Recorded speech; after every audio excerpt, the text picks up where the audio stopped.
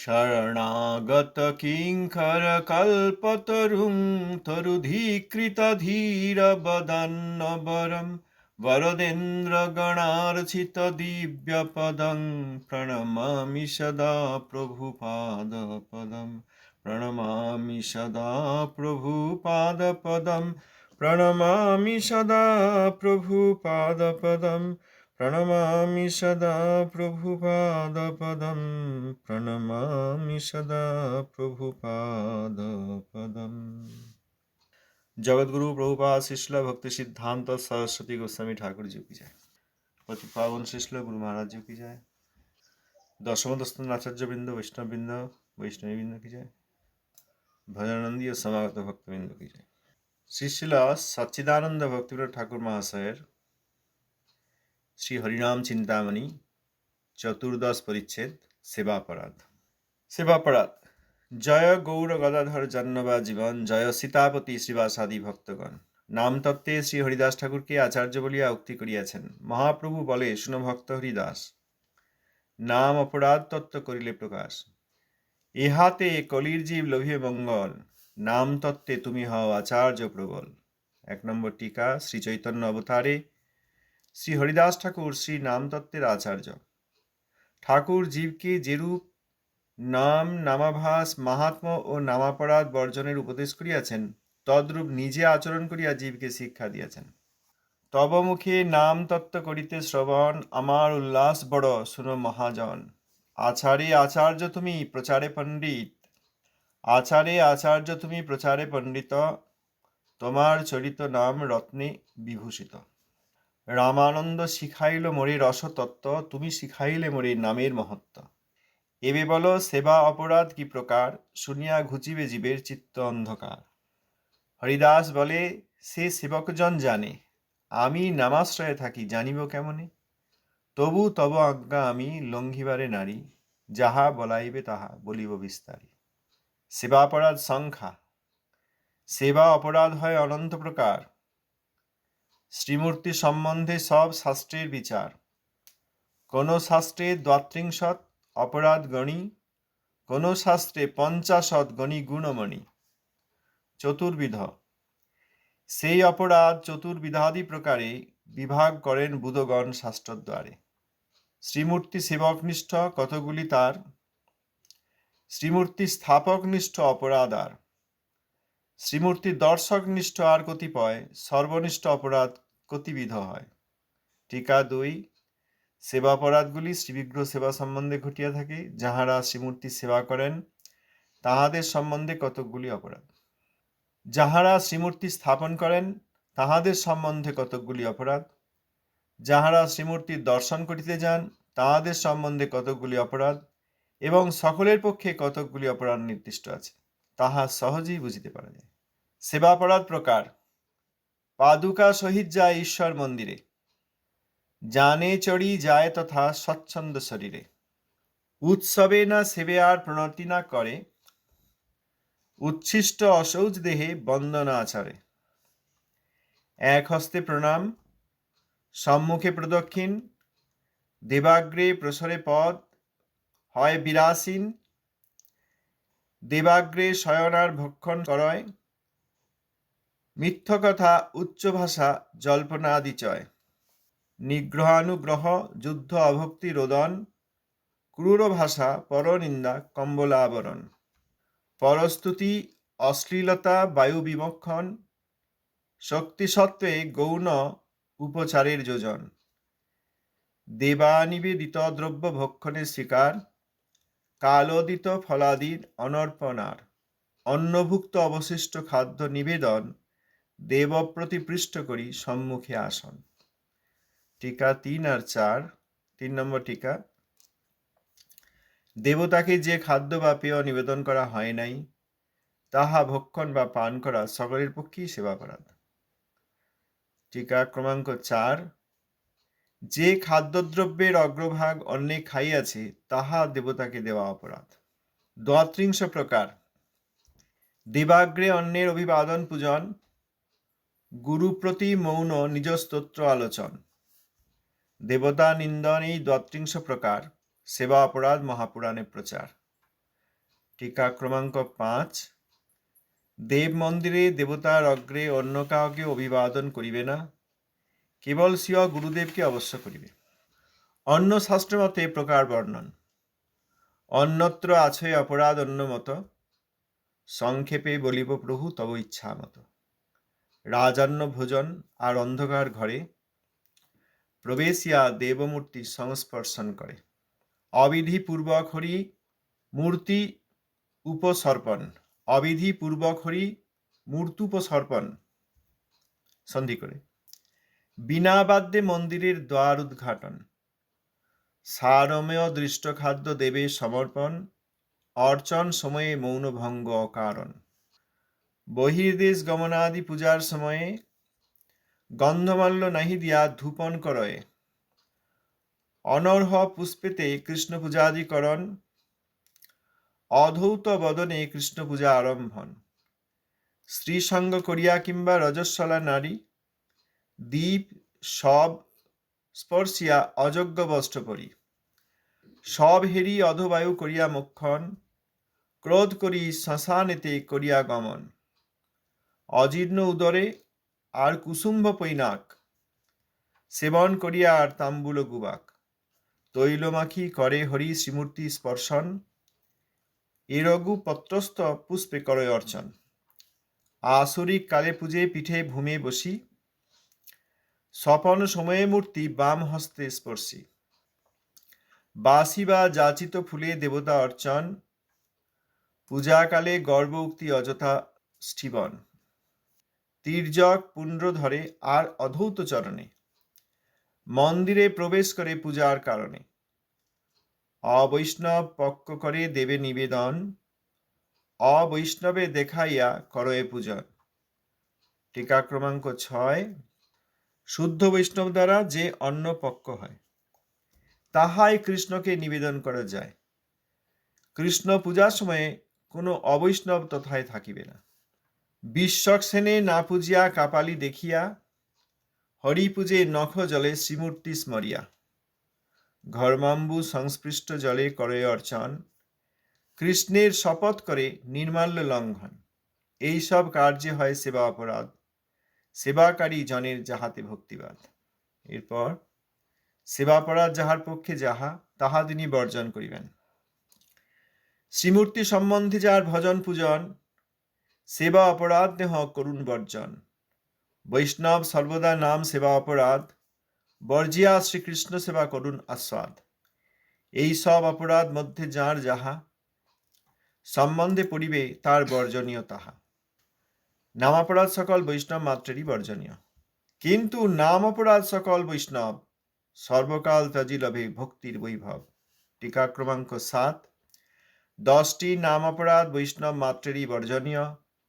সেবাপরাধ যখন যাহা ঘটনীয় হয় তাহাই বর্জন করিতে হইবে। এই অপরাধ বর্জন একটি প্রধান বলিয়া বৈষ্ণব মাত্রের জানা আবশ্যক। পরবর্তী, ভাব সেবায় সেবাপরাধ বিচার স্বল্প। ভাব সেবায় সেবাপরাধ বিচার স্বল্প।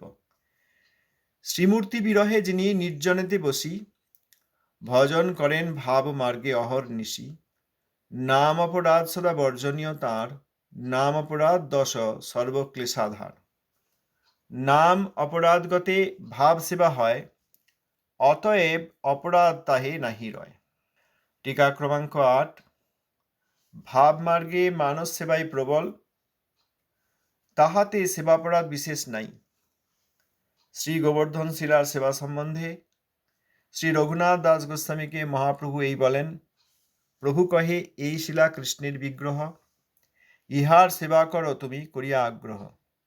এই শিলায় করো তুমি সাত্ত্বিক পূজন, অচিরেতে পাবে তুমি কৃষ্ণ প্রেমধন। এক কুঁজা জল আর তুলসী মঞ্জরি, সাত্ত্বিক সেবাই শুদ্ধভাবে করি। দুই দিকে 2 পত্র মধ্যে কমল মঞ্জরি, এই মতো অষ্টমঞ্জরি দিবে শ্রদ্ধা করি। শ্রীহস্তে শিলা দিয়া এই আজ্ঞা দিলা, আনন্দে রঘুনাথ সেবা করিতে লাগিলা। এক বিতস্তি 2 বস্ত্র, পীড়া একখানি, স্বরূপ দিলেন কুঁজা আনিবারে পানি। এই মতো রঘুনাথ করেন পূজন, পূজাকালে দেখে শিলায় ব্রজেন্দ্র নন্দন। জল তুলসী সেবার যত সুখ হয়, ষোড়শ উপাচারে পূজার তত সুখ নয়। তবে স্বরূপ গোসাই তারে কহিল বচন, অষ্টকৌড়ির খাজা সন্দেশ কর সমর্পণ। নাম স্মরণকারীদের ভাব সেবাই কর্তব্য, শ্রী নাম স্মরণে ভাব সেবার উদয়, তোমার কৃপায় প্রভু জীবে ভাগ্যোদয়। ভক্তির সাধন যত আছয় প্রকার, সেসব চরমে দেয় নামে প্রেম সার। অতএব নাম লয় নাম রসে মজে, অন্য যে প্রকার সব তাহা নাহি ভজে।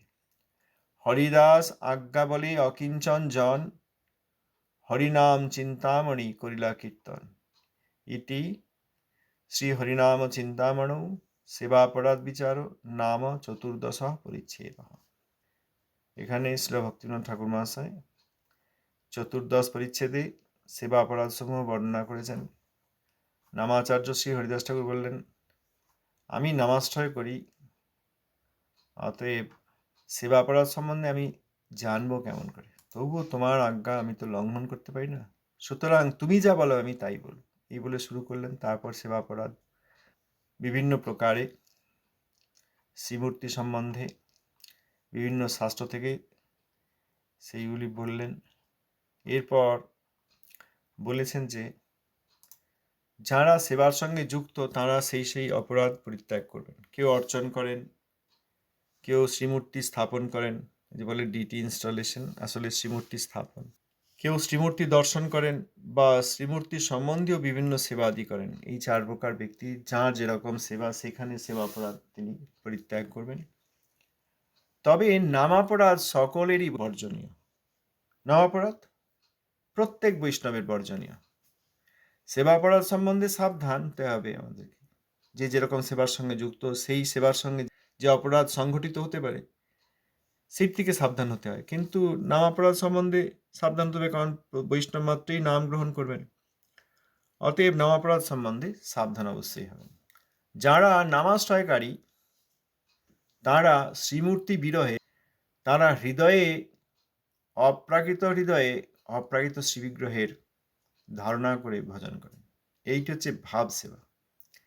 সেখানে সেবাপরাধের বিচার স্বল্প, মানে খুব কম, অর্থাৎ সেবাপরাধের সম্ভাবনা কম। তার পক্ষে নাম অপরাধ সর্বদা বর্জনীয়। এই দশবিধ নাম অপরাধ চতুর্থ পরিচ্ছেদ থেকে ত্রয়োদশ পরিচ্ছেদ যে বললেন, সাধু নিন্দা থেকে একদম অহং মম ভাব অপরাধ পর্যন্ত, এইগুলি সমস্ত প্রকার ক্লেশের আধার, সব অসুবিধার কারণ এইগুলি, ভজন না হওয়ার কারণ এইগুলি।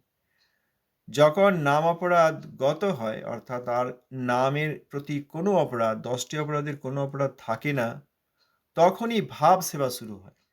যারা নাম স্মরণ করেন, অর্থাৎ নাম কীর্তন করেন, অর্থাৎ শ্রী নামের আশ্রয় নিয়েছেন, ভাব সেবাই তাঁদের কর্তব্য। এই জন্য শুদ্ধ বৈষ্ণব দেখা যায় তাঁরা শ্রীমূর্তিতে শ্রীবিগ্রহের পূজা অর্চনা ইত্যাদি আর করেন না। কোনো কোনো মহাবৈষ্ণব করতে পারেন, তিনি পূজারী হয়ে, অর্চক হয়ে যদি শ্রীমূর্তি সেবা করেনও, তিনি ভাবের সঙ্গেই সেবা করেন। আমাদের প্রভুপাদের গণ ছিলেন ছিল নিতাই দাস বাবাজি মহারাজ, বহুদিন দেখেছি তাকে আকর মঠরা শ্রী চৈতন্য মঠে গৌর সুন্দর রাধা বিনোদ প্রাঞ্জিউর সেবা করতেন। তিনি একাই করতেন সব। ভোরবেলায় আরতি থেকে, মঙ্গল আরতি থেকে শুরু করে অর্চন, তারপর মধ্যাহ্ন ভোগ, বস্ত্রাদি পরিবর্তন, সমস্ত সময়ের ভোগ রাগাদি, আরতি, শয়ন, সব তিনি একা করতেন। ওই আমাদের মহাবৈষ্ণব গুরু ভ্রাতারা ছিলেন, তাঁরাই ভোগ নিয়ে আসতেন, ভোগ রান্নাঘর থেকেই ভোগ নিয়ে আসতেন মূল মন্দিরে, এই পর্যন্তই। তারপর তিনিই সব কিছু করতেন। আর তখন ওই ছাউনি ছিল না উপরের, সব খোলা ছিল, ওই উপরে তিনি পরিক্রমা করতেন। খুব বয়স হয়ে গেলেও ওই গুরু গৌরাঙ্গ গান্ধর্বিকার মূল বিগ্রহের, মূল মন্দিরের সেবা তিনি করতেন। তবে তিনি সাধারণ পূজারী বা অর্চক ছিলেন না, যিনি অর্চন করেন বা পূজারী, ওরকম ছিলেন না। তিনি যে সেবা করতেন, ভাব সেবা করতেন। শুদ্ধ বৈষ্ণব সাধারণত শ্রীবিগ্রহের সেবা সাক্ষাতে করেন না, এই দেখা যায়। যদি করেন, তিনি ভাব সেবা করেন। শুদ্ধ বৈষ্ণব শ্রীবিগ্রহের বিরহে এই নামের কীর্তনের দ্বারাই ভাব সেবা করেন। হৃদয়ে তার অনেক সেবা চলতে থাকে। আর যারা দীক্ষাদি নিয়ে অর্চনাদি করছেন, তারাও একদিন শুদ্ধ বৈষ্ণবত্বে উন্নীত হলে তারা ওই হরিনামই গ্রহণ করবেন এবং ভাব সেবাই করবেন। এই যে বলছেন এখানে, ভক্তির সাধন যত আছয় প্রকার, সেসব চরমে দেয় নামে প্রেম সার। যত প্রকার সাধন আছে সেই সবের অনুষ্ঠান করলে যখন সেই সব সাধনের সিদ্ধি লাভ হয়, তখন এই চরমে নাম সেবাই করেন, কারণ এটি প্রেম সার।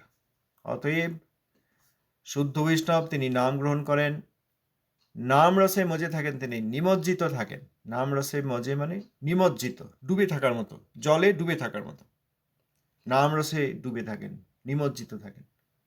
আর অন্য যে বিভিন্ন প্রকার সেবা আছে বা অন্য যে বিভিন্ন প্রকার সাধনা আছে সেইগুলো তিনি করেন না।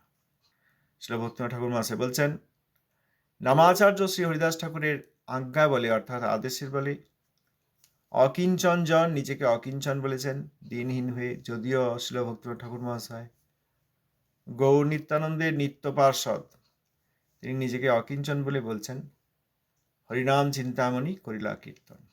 নামাচার্যের আদেশে নামাচার্য মহাপ্রভুর সঙ্গে যে কথা বলেছিলেন, সেই নামাচার্য হরিদাস ঠাকুর ভক্তিনাথ ঠাকুর মহাশয় আদেশ করেছেন এবং শ্রী ভক্তিনাথ ঠাকুর মহাশয় এই সেবা অপরাধ নামক পরিচ্ছেদটি কীর্তন করলেন। এটি শ্রী হরিনাম চিন্তামণো সেবাপরাধ বিচার নাম চতুর্দশ পরিচ্ছেদ। আজকে আমরা চেষ্টা করলাম, হুবহু পড়ে গেলাম। আশা করি টিকা আদি আছে, আমরা বুঝতে পেরেছি। ধন্যবাদ, প্রণাম। জয় প্রভুপাদ, জয় নিতাই। বলুন। ধন্যবাদ, প্রণাম।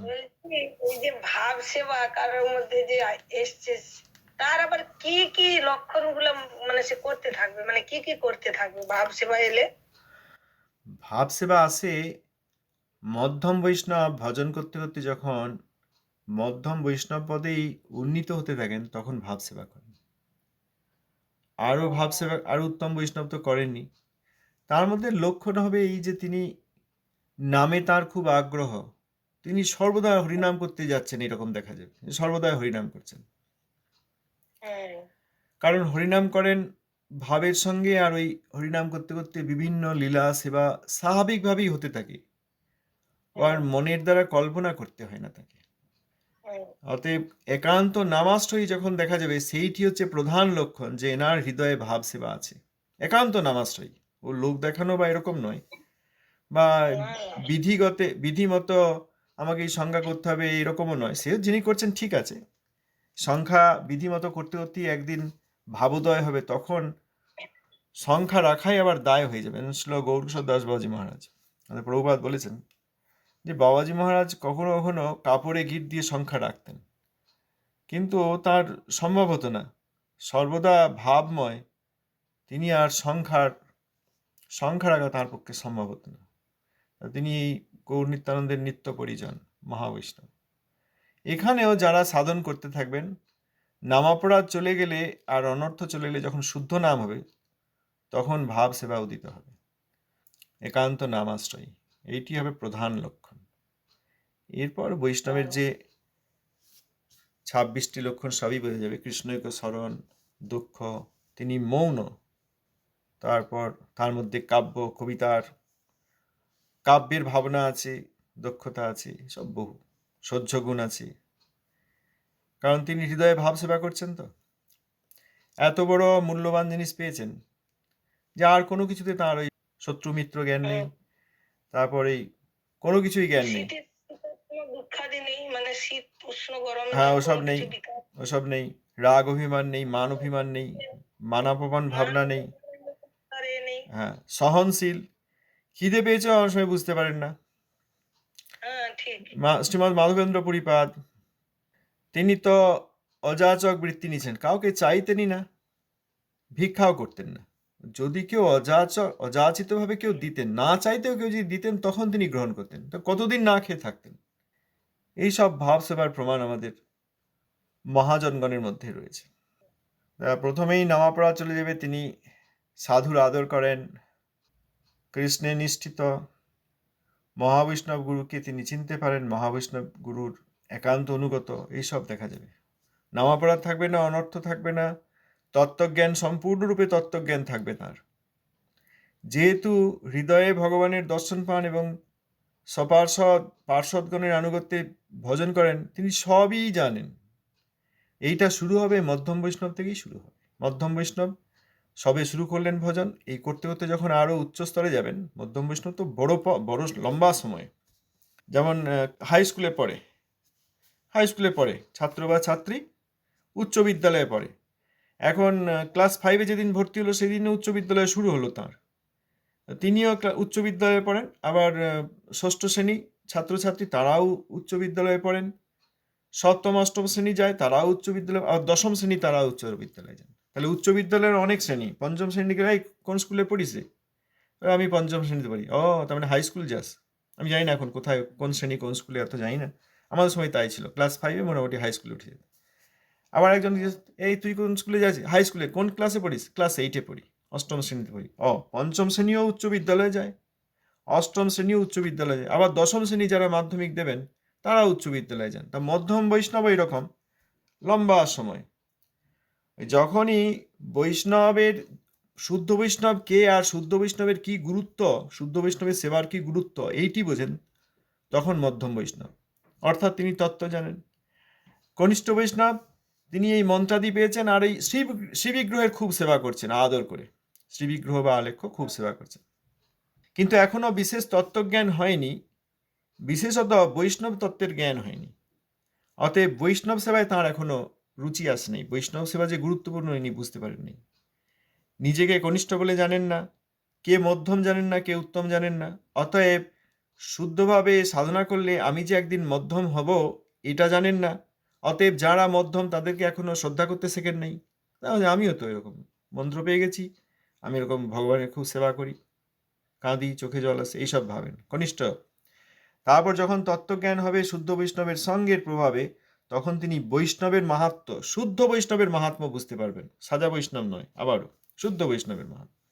তখন তিনি বৈষ্ণব সেবার জন্য কে মধ্যম বৈষ্ণব, উচ্চতর মধ্যম বৈষ্ণব এবং কে প্রকৃত বৈষ্ণব এই খুঁজে বেড়াবেন। তখন হচ্ছে তিনি মধ্যম বৈষ্ণব শুরু হয়েছে। মধ্যম বৈষ্ণবে ভজন করতে করতে সব অনর্থ যাবে, অপরাধ যাবে, অনর্থ যাবে। তখন তিনি মধ্যম বৈষ্ণবেরই উচ্চ পদে উন্নীত হবেন। তারপর একদিন তিনিও উত্তম হবেন। ভজন করতে করতে বিশেষ মধ্যম বৈষ্ণব যারা, তারা ভাব সেবা করতে পারেন, আর উত্তম বৈষ্ণব তো অবশ্যই পারেন। অতএব কার ভাব সেবা হচ্ছে? বিশেষ মধ্যম বৈষ্ণব, তাঁরও ভাব সেবা হচ্ছে, আর উত্তম বৈষ্ণব তো অবশ্যই করছে। এইরকম বিভিন্নভাবে বিভিন্ন দিক থেকে বোঝা যাবে। ভাব সেবা কার হচ্ছে বিভিন্ন লক্ষণ দেখে বোঝা যাবে। হয়েছে? না না, সুন্দর বুঝতে পেরেছি। আচ্ছা। আমার বোঝানোর মাস্টার সে খুব মানে ভালো। আমি ছাত্রেরও ছাত্র। একবার বললেই আমার হ্যাঁ, সুন্দর মানে মাথায় ঢোকে। হ্যাঁ, এই মোটা মাথাটাই সব কথা তো ঢোকে না। হ্যাঁ, পতিতেরও পতিত আমি। ঠিক আছে, এখন মহাবৈষ্ণবদের কাছ থেকে যেরকম শুনেছি দেখেছি সেইটাই বলার চেষ্টা করি। অন্তত পক্ষে আমাকে না করুক, মানে তোমাকেই অসীম কৃপা করুক জয় প্রভুপাদ। হোক। আমার ইচ্ছা বিষয়। প্রভুপাদ সবাইকে কৃপা করবেন, তিনি কৃপাময়। এখন আমি নিতে পারলে হলো, আমি তো নিতে পারছি না। পূজারি প্রসাদ দিচ্ছে, আমি হাত গুটিয়ে চলে যাচ্ছি। হ্যাঁ, আমাদের মতো এইদেরকে মানে এই যে প্রভুপাদের মানে বীর্যবতী বাণী মানে আমাদের অন্তরের হৃদয় মন্দিরে এত মানে হচ্ছে, মানে নিশ্চিত প্রভুপাদের কি অসীম কৃপা। সে তো নিশ্চয়ই। হ্যাঁ, প্রভুপাদের কৃপা তো নিশ্চয়ই। এই ভগবানের কথা, শ্রী হরি কথা। অনেক জায়গায় বলেন কথা কর রয়, কথা হো রয়, কথা নয়, এটা শ্রী হরি কথা, হরির কথা। অতএব হরি কথা, হ্যাঁ, অমৃত কথা। হরির কথা। তাহলে এই তো অবশ্যই বিরাট গুরুত্বপূর্ণ। গায়ে ময়লা নোংরা, ঘেমে গেছি, খুব গরম, আর সেখানে যদি একদম এই কি বলে ফোয়ারা, হরি কথা শুনবো, তখন আর ফাউন্টেন, নাম কিছু হবে না। হ্যাঁ, কোথাও কি আছে কি হ্যাঁ, হরি কথা বল। ফোয়ারা বা ফাউন্টেনে যে জল হয় সেই রকম জল যদি এসে একদম স্নান করিয়ে দেয়, আর গরমও লাগে না, গায়ের ময়লাও চলে যায়, সবই ঠিক হয়ে যায়। আর প্রভুপাদ শ্রীল ভক্তিনাথ ঠাকুর মহাশয়, আমাদের গুরুবর্গগণ, তাদের এই যে অপ্রাকৃত কথা, ইয়ে সুশীতল ঝর্ণার মতো। তো আমাদের যে যেমনভাবে শুনবেন সকলেরই মঙ্গল হবেই, এ তো নিশ্চিত। আচ্ছা, তাহলে এই হচ্ছে চতুর্দশ পরিচ্ছেদ। আগামীকাল পঞ্চদশ পরিচ্ছেদ ভজন প্রণালী। আমরা বিশেষ ব্যাখ্যায় যাব না, কারণ অনেক বিষয় আছে যেগুলি সর্বসমক্ষে আমরা বলতে বা পড়তে পারি না, পড়ে যাব। ধীরে ধীরে কোনো না কোনো দিন বুঝতে পারবো। প্রথম থেকে এখন আমাদের নামাপরাধগুলি যেতে হবে। এখন গ্রন্থ কমপ্লিট করার জন্য, সম্পূর্ণ করার জন্য আমরা পঞ্চদশ 15 নম্বর পরিচ্ছেদ ভজন প্রণালী। এই যে ভাব সেবা এখানে বলছেন, ভাব সেবা অর্থে সেই ভক্ত বৈকুণ্ঠে অবস্থান করেন। এই জগতে আছেন মনে হলো তিনি বৈকুণ্ঠে অবস্থান করেন, হৃদয়ে বৈকুণ্ঠ দেখেন। যে যে ধামে তিনি ভজনা করেন, কেউ লক্ষ্মীনারায়ণের ভজনা করতে পারেন ঐশ্বর্য মার্গে এইভাবে, অযোধ্যা, দ্বারকা, মথুরা, ব্রজভূমি, আবার এদিকে নবদ্বীপ ব্রজ, যে যেখানে যেমনভাবে ভজনা করেন তিনি সেইখানে দেখবেন, তিনি দেখেন, সেই স্থানে থাকেন, নিজেও বোঝা যাবে, নিজেকেও তো বুঝতে হবে হচ্ছে কি না। ঠাকুরমশাই বলেছেন না, প্রতি একাদশীতে একবার করে ইন্ট্রোস্পেক্ট করতে, নিজের হৃদয়কে দেখে বোঝা, আগের একাদশী থেকে এখন একাদশী আমার কি উন্নতি হয়েছে কিনা, আদৌ উন্নতি হয়েছে কিনা। হ্যাঁ হচ্ছে এটা নিজেকেই পরীক্ষা করতে হবে। হ্যাঁ, তাতে আমার হ্যাঁ নিত্য নবদ্বীপ, নিত্য নবদ্বীপ, গদ্রুম কানন নিত্য নবদ্বীপ, অপ্রাকৃত ধ্যানে কি হবে, থাকেন বৈকুণ্ঠে। এইরকম ভক্ত তাঁর দেখা যাবে, তিনি কারোর সমালোচনা করেন না। হ্যাঁ, গুরু বৈষ্ণবের অবমাননার জবাব খুব ভালো করে দেন, সেটা তিনি দেবেন। ওইটি ছাড়া আর কোথাও কোনো কিছু দেখা যাবে না। আর গুরু বৈষ্ণবের অবমাননার জবাবটা সমালোচনা নয়, অপরাধ এবং অবমাননার জবাব দেবেন, কারণ তার সম্বন্ধ জ্ঞান আছে। ও আমার প্রভুপাদ, আমার গুরুদেব, কেন অবমাননা করবে, বলুন কি হয়েছে। হ্যাঁ, সুতরাং সেইটি ছাড়া আর কোথাও, যে আমার সময় খাওয়ালো না কেন, আমি ভালো ঘর পেলাম না কেন, বা আমার এরকম অসুবিধা হচ্ছে কেন, আমার এই অভাব কেন, এই সব নিয়ে তার কোনো অভিযোগ নেই। তাকে যদি এই সবগুলি তিনি ধারণ করেছেন বলে, সহ্য করতে পারেন বলে, সেই সহ্য শক্তির দ্বারা তিনি প্রকৃত অর্থে শাস্ত্র, সাধু, ধাম এনাদের কোথাও অবমাননা হলে একদম জবাব দেন।